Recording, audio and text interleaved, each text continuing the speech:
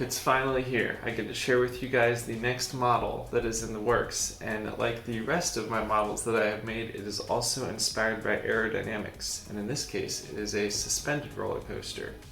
You might ask what a suspended roller coaster is.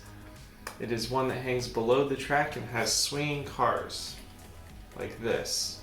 And in Aero's case, they built them from the early 80s to early 90s, and I believe about 10 of them were made worldwide, but only 5 are left in the world right now in 2022.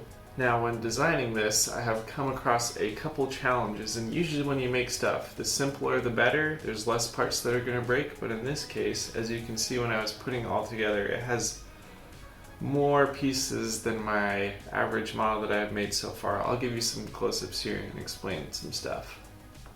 So here's a close-up of one of the chassis for the suspended coaster, and the biggest thing on this is that it has independently pivoting wheel assemblies or wheel bogies, whatever you want to call it. And this is very similar to the actual suspended coaster train, which I'm trying to mimic pretty closely.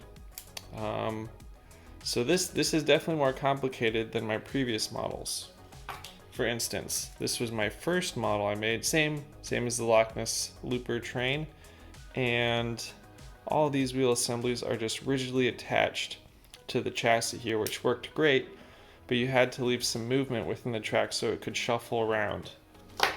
Other than the wheel assemblies, there's some other things that I've had to do for this model and figure out, but similar principles to the last couple models, getting a little bit more complicated each time. So learning some new stuff, seeing how a real roller coaster reacts, and with this model, I'll be making a layout throughout my room, just probably around the perimeter, maybe a little bit of a helix in one part. But that's going to be mainly to see how the trains react, whether there's speed loss with the trains rocking. Maybe I need to make everything a little bit tighter on the track, but that's what that's going to be for. And then, hopefully after that, there's going to be a bigger model with some iteration of these trains, which that's going to be pretty fun.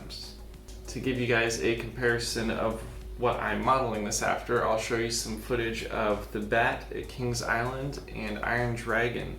The Iron Dragon footage was taken about 10 years ago by my dad when we went there for the first time. That was an awesome day. Yeah, thank you guys for watching the video, and if you ever come across a suspended roller coaster, do yourself a favor and ride it. You won't regret it. Have a good one.